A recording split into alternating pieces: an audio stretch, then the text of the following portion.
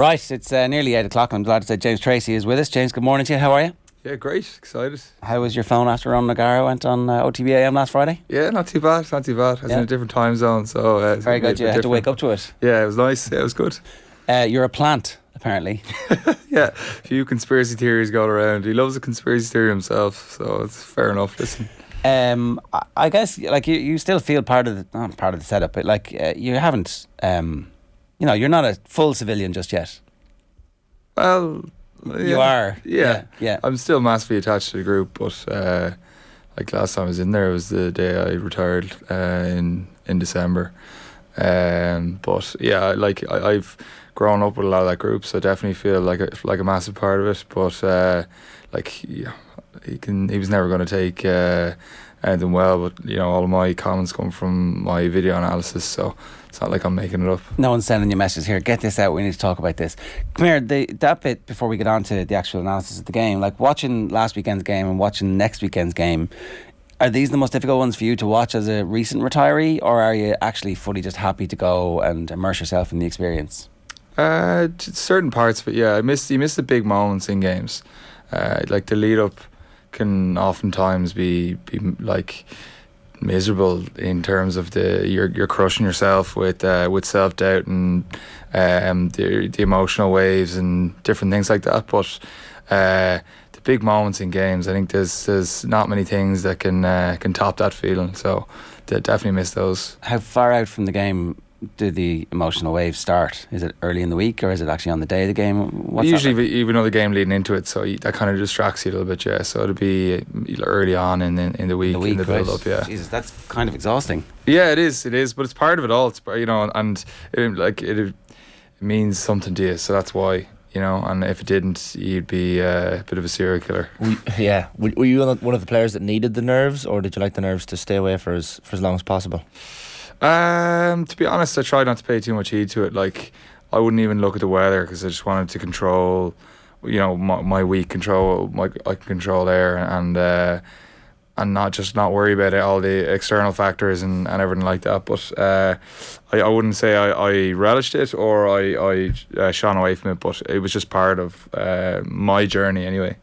Is there a full-time sports psychologist that you guys worked with, or did you deal with anybody would you talk about this stuff, or was it certainly just a personal thing, or stuff that you do with your teammates and go, oh, I'm feeling it now? Yeah, we've had a number of brilliant ones over the years, and they kind of give you principles to work on, and like mindfulness will be big part of the week, and to be honest, it's like anything. It's like if you're prepared, that gives you the most confidence. So like the old saying, like fail to prepare to fail. It's like that's what gives you confidence. It's like knowing that you've everything nailed down, and like everything else is kind of out of your control. You're doing an exam at the weekend. If you've done as much research and study as you can, you're going to give yourself the best opportunity. Yeah. And it's weird in rugby in that you can actually do loads of stuff in video that you don't feel like you have to kill yourself the week of the game. If physically you're up to it, you can actually. The more video you watch, it seems like the better you're going to feel prepared. Maybe some people might be, I've got too much information now as well. Well, like one thing that I found watching games, so like humans in general, we all like follow patterns, and we like kind of getting into our routines of doing things. And funnily enough, it would penny drop for me at one point in my career of like, if you watch enough video of teams, they tend to do similar things in similar areas of the field and on similar sides of the field. So, and people stand in the same areas when they're doing certain plays, and they stand a certain way. And that was kind of a moment for me of you're not going to be right all the time. Yeah. But even if you have a hint of an idea what might happen, you're still ahead of what you would have been if you're just reacting. So that's what I would have looked out for, a lot of kind of like shapes of where people are standing, body language, stuff like that. It's not as in depth as you think. Like people, when you're looking for the right thing, it's actually quite obvious. Because they're not trying to hide it, like they've never needed to hide it. Yeah. So I've always found that you might only get 30% of it right, but it's 30% more than you would have known if you hadn't watched all that video, and it just gives you a bit of an idea what's going to happen. And are you specifically talking here about defending line-outs and set pieces and kind of just watching, so if a certain line-out, if scrum half is looking or has like two looks to the left, then they're going to go down the blind side. And there's a Boris Becker, Andre Agassi story, but in American football there's sometimes one of the down linemen will have two hands in the dirt and they're not going to rush the passer, and if he only has one, they're going to rush the passer, and the whole league knows this, but they don't tell each other, and so they keep defending against it. It sounds a little bit like that kind of. That's what you're getting to with this. Yeah, and it could be where people are standing in the field. So sometimes, like the backs, if the forwards, it's going to be a maul. All of a sudden, they're not as interested. Right. Where a winger thinks he doesn't have an impact, but he's giving me a read on what might be coming next, or he looks a bit. He might be standing in between the 15s where the line out's happening, and again that could be a cue for me that this is going to be like a maul to a kick or something like that, and little things like that, or in the line out, people can look disinterested. And be good at hiding when they're going to be lifting or part of a play, or sometimes it's quite obvious that they're really bad at selling dummies forward, and they're always going to be coming back. So you're trying to cue people up on stuff you might have noticed. There's some better actors out there than others. The mind games and media hype in the build-up. Do players pay any attention to that? Is it dependent on the individual, or do you completely ignore it? No. I would have consumed all my media going up through my parents of what they'd heard, and they're like, "Did you?" And every time I'm like, "No, I don't." Well, but everyone, and so that's kind of how everyone gets it, either through a pal or through a parent. Yeah, is your experience of the parents? They think they're doing good, but they're like, "Did you see that terrible thing somebody said about you?" I'm like, I deliberately didn't. Yeah. Now I did. Yeah. But that was how the lads would be the same. Like we ingest enough rugby during the week that you don't go looking for extra bits. While like me on the outside now, I'd read a lot more media and consume a lot more media because that's kind of my outlet for it. At the same time, but yeah, it was parents and friends who would have given it to me the whole way through. Does any of it matter? Does any of the outside stuff come in? Like, 'cause you're like, you have to be incredibly motivated to reach this stage of your life, and so the whole notion that somehow one tiny bit of motivation is going to give you that extra 1% always seems a little bit weird. And then you watch Michael Jordan, and you're like, okay, some people do really feast off the negativity, and most people are kind of somewhere in between. So, was there ever external motivation for a team that you played on that had come from a source outside, like somebody said something? Like McFarlane talking about the demographics a couple of weeks ago. Does that get mentioned at any point? Going, they think we're just good because we're big, but we're not. Do people talk about this in any way? It would be if you're finding it. You really want to find it like a different spark for a different reason, or like it would want to be something outrageous and half true, I suppose, for you to buy into it. But right. Like again, it would always come from an external factor.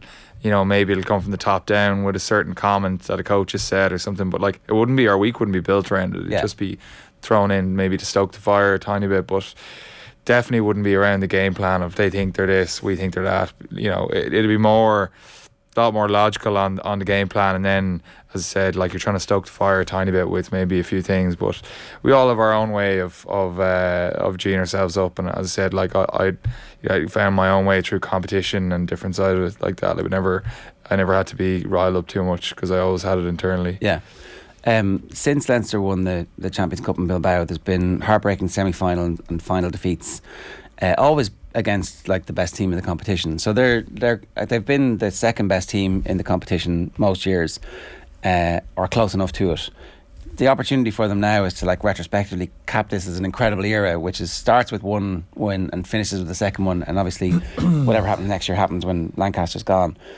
But there's a lot riding on this. Like retrospectively, it justifies all the building and the heartbreak. And if they lose, then those last few years, the heartbreak is actually magnified more, I would say, in a way. There's no kind of, that was our building block to get to this point and it all makes sense now. None of it makes sense. It's just all heartbreak. Yeah, it's so hard to win. I wish you could quantify how difficult it is to win a European Cup, and you need to be on the top of your game for the most important part of the year. You need to be on the top of your game. You need a slight bit of luck on your way in terms of injuries and stuff like that. You need your best players to be peaking at the right time of the year, and also it's like the bounce of the ball sometimes. Like I spoke about the Doolan missed drop goal in last year's final, and like the ball comes back into the field about 15, like it's about that short of going dead, and you know all of a sudden you're easily clearing it, and it comes back into Johnny, and you know it's good kick pressure, gives it to Hugo, they get turnover, kick to the corner, score a try, and you're like off of nothing, you know what I mean, off of like a shot to nothing drop goal, and a game can swing on that, and like you can do all the prep, you can do all the things you want, but like sometimes it just comes down to those razor sharp moments of like just losing that moment, and you could have been great all year, and like that goes both ways. But the thing is, it's like there's no shame in losing to La Rochelle. There's no shame in losing to that, you know, Saracens team we lost to. They're an exceptional team, but it hurts so much. And that's what it means so much more. Yeah. That's why you put a star in the jersey, because it's not something that you can just go and do just because you want it. It's like it's incredibly hard journey to go through. Will Roger have been a tad displeased with the result last weekend? Is it a case of Munster poking the Leinster bear in some ways? I would say he's pleased from his Munster point of view, but I wouldn't say he would have cared really. Like he would have probably preferred Munster to win from a selfish point of view of his attachment to the club. But yeah, I listened to the two different games. You know, week on week, it's two different games. Keith Wood was on us yesterday, and he was talking about the Leinster selection. You surprised at the Leinster selection? Like, were you surprised at all with the team that Leo Cullen put out? No, we spoke about it a little bit last week. I thought consistency would have played a factor in terms of that selection, and I would have done the same thing, to be honest. So it's easy to say when you lose, you know, everything was wrong, but if you win, all of a sudden, you know, you're a tactical genius. But like I thought, in fair dues to Munster, like, you know, there was a few huge moments, and I think like no more than that, like Mike Haley chase back, that's what wins you like big knockout games, is those no talent moments as well as nailing all the basics. And I think there's a few harsh lessons for some of those young Leinster guys at the end of just missing a few moments and making mistakes when it really mattered. But at the same time, Byrne came up with a few huge moments, Coombs came up with a few huge moments, and that Mike Haley chase back, it's something special. I don't know if did you watch it back? Where I haven't seen that bit back, no. So ball breaks, Harry Byrne kicks it long, and Tommy O'Brien just takes off, and there's no Munster backfield, and he just zooms past Tyke Byrne and Scannell, I think, and it's just a certain try, like the ball even just tees up for him right at the line, and Haley had corner flagged from the other side of the field, just sprinted with everything he had, and just kind of like made contact. We were both going for the ball, but like did enough to put Tommy off for a certain try, and at that point it would have meant it was a 2-score game in Leinster's favour if they'd gotten that, and it would have been a big turning point. But anyway, Haley wins that moment, and like that's the sort of thing you need to do in big games, and just come up and for your mates and win those kind of no talent moments. Does it have an impact on how training feels this week, or does everybody? Lancaster was talking sumo, I think, in his Monday press briefing. I thought sumo didn't happen until Tuesday normally, but is it straight away on the Monday?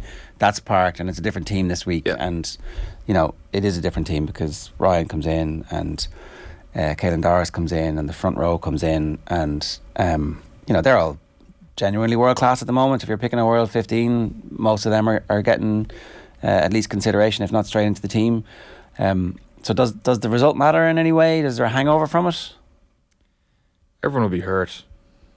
I think I think you can't not watch. Like, you know, at the end of the day, like you're a band of brothers in there, and you know, when you lose, you all lose, and that includes the backroom staff. Everyone's so invested.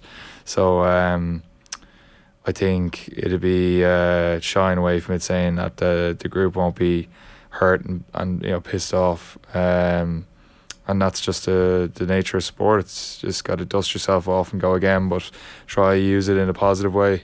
But yeah, they'll definitely be hurt. What elements of that Leinster performance would they be most hurt by? Just how they managed the last maybe 20 minutes. Like they were in the game. Like the thing is, like, it was a very good game. It was a class fixture, and I think, you know, you look at we were picking and going with about like maybe 10 minutes to go, and Byrne comes up with a big steal about 3 meters out from the line when Keane was over the ball. Moments like that where, you know, when you're in the attack, the percentages are massively in your favour, you know. So it's just understanding that and you know, not making any mistakes and just eking out the defence, because it's so hard to defend in that situation when you're on your own try line. The line's going to break. Yeah, but someone's going to break. But it's also so easy to go offside. It's you know, a lot of the time you're defending it like 2-on-1 when with like those short picks. It's like it's very, very tough to defend. So it's understanding that perspective when you're in the attack in it, and just making sure you're calm and composed. And then also, you know, there was a couple of kind of silly like knock-ons and stuff. Just little moments where the error of the kickoff is kind of crucial at the end as well, where you end up thinking you're going to get the ball back, hopefully, and it's a scrum to them, and then they just kill the game. Let's talk about La Rochelle, right? What do Leinster need to do differently this year than they did last year? Because, like, notwithstanding the end of the game, they were in front for a large portion of the game, so it's not that different, really. No, I think they played really well for the majority of last year's final, and I think more of the same, you know. Maybe tidying up, like as I said, there's going to be a lot of pressure. They're going to be in the back of the tackle quite a lot as well. They're clever at doing that, where the tackler will make his tackle and he'll just be a little bit slow to roll out of there. And as when you're trying to clear out these guys who are in so fast, Bhatia, Bugreed, etc., it impacts your entry into the ruck, that guy on the ground, and they know what they're doing there as well. Like it's a fairly common thing in rugby to be clever at it if you can get away with it. So it's understanding that's coming and been extremely effective at doing it. Their maul at times was brilliant. They did a great play up the front in the first half. Skelton did a good job of blocking Tyke Furlong into the maul, and they went up the 5 metre line with Aldred and Bugarit. So like little subtleties, if we can stop those sort of little plays at source, and if we can stop their maul getting momentum into the game, I think we'll have a great chance. You know, we scored really well. We didn't score well enough in a 22 last year. We played the territory game really well, but we probably could have executed a tiny bit better. So just winning one or two more of those moments and containing them, containing their maul, I think will be a really good chance. What are your concerns about this game? Like, what are the bits that you're like, oh, just a little bit, this La Rochelle team, they're good here and here. What are the bits that when you're thinking about that, you're like, okay, we have to stop them here, apart from the well, like the reigning champs, so like they have a lot to be concerned about. But you look at their pack, obviously, and Grudge touched on, like, how do you stop the power?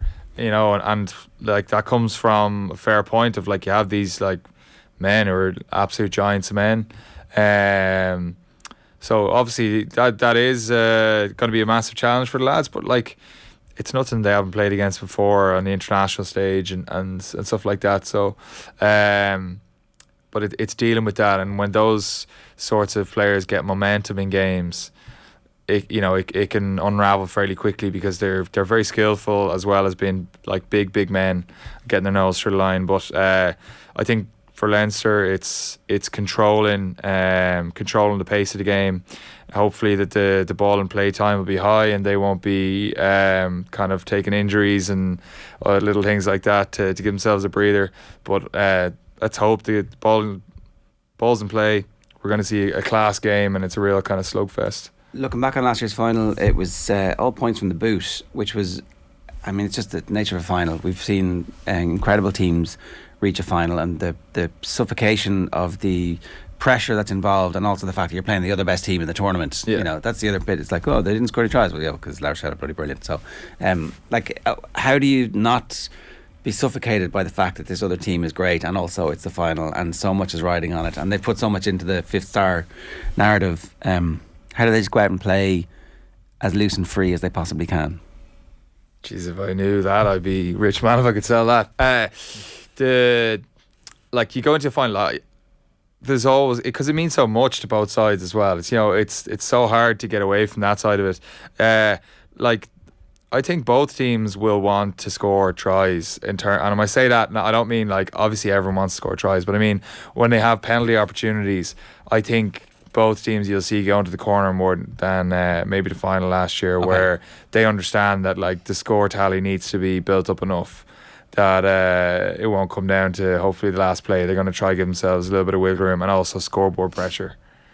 But that's really all the answer I can give you, because just be a bit more aggressive with the penalties. A little bit more aggressive when the right time comes. And sure, look, that's always in the eye of the beholder afterwards. Like, oh, they went to the corner and they scored a try. It was amazing. They went to the corner and they got stopped. The clowns. Why didn't they take the points? You know. And that's, listen, you live and die by the sword, and the decisions will be made based on statistics. But at the end of the day, it's game feel as well. You know, is this a moment where we need to go for the throat and put the hammer down that we're here to not let you off with just 3 points if you're going to give away penalties. So I think you'll see them hopefully be a little bit more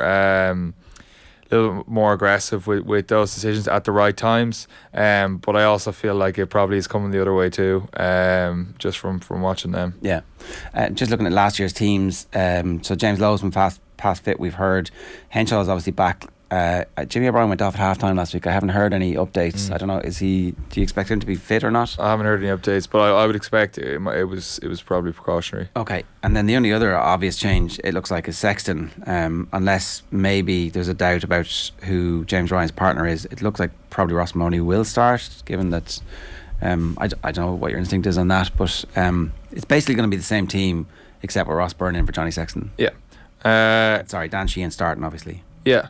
I'm excited about as well, for Ross Byrne, what an opportunity to put his stamp down and kind of take the reins for Leinster going forward. You know, it's been his team since Johnny's got that knock, so I'm excited to hopefully he can get the job done and cement his name as one of the Leinster greats going forward. Okay, what are your levels of confidence? Well, it's looking from I'm obviously biased, but it's going to be a slugfest, and I'd be mildly optimistic rather than confident, because it's too close game, and that's not me sitting on the fence. It's I hope we're going to win. La Rochelle will become one of the all-time great European teams if they win. Yeah. So that's what's on offer for them, you know. But you go through the team sheet, but through both team sheets, proper world class players there. So I just hope that the game is as good a game as maybe that Toulouse game was, as the France game was in the Aviva. That you just love it to be a real. We won those games. yeah. Well, exactly. But at least it was entertaining, free flowing, and it's not just a kick fest. Yeah. That's what you hope. So and then we win at the end. Yeah, That's exactly. Get a win at the end. That'll really top it off. Advantage, David, maybe, if it's going to be that slugfest, that really close game. Definitely, it definitely makes a huge difference playing at home, and playing in France is unbelievably difficult because it's such a hostile environment. So having it in the Aviva is so you'd hope the fans do get there early, make the noise, bring the heat.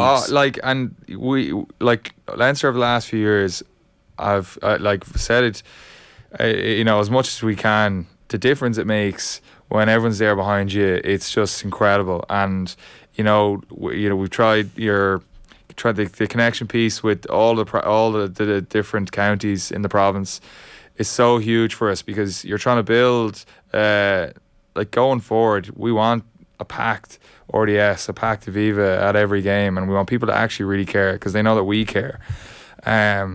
So please God, I know it's a sellout and everything like that, but please God, the atmosphere lives up to the game, and the game gives them something to shout about. The first 20 minutes of the atmosphere in the semi-final was sensational. Just when the crowd was getting behind the team, it was like, this feels absolutely massive. And does it have an impact? Because it's always hard to tell, really, if afterwards the players just like, you don't necessarily hear it, but you feel it. That's it. And it's like, when the momentum's going your way, you feel it on the other side as well. When things are going against you, and that, like, just the whole place is just going bananas. It just clouds your thoughts, and it just affects you in a way that it's hard to explain. But when it's behind you, it's like you're on like adrenaline, and it's just incredible wave to ride. And you look at some of the say Thomond or like Anfield. Like, why it's so hard to play there? It's because the atmosphere is always so hostile and electric. It's hostile against the opposition team, but when the home teams get a bit of momentum, it's like the place is absolutely hopping.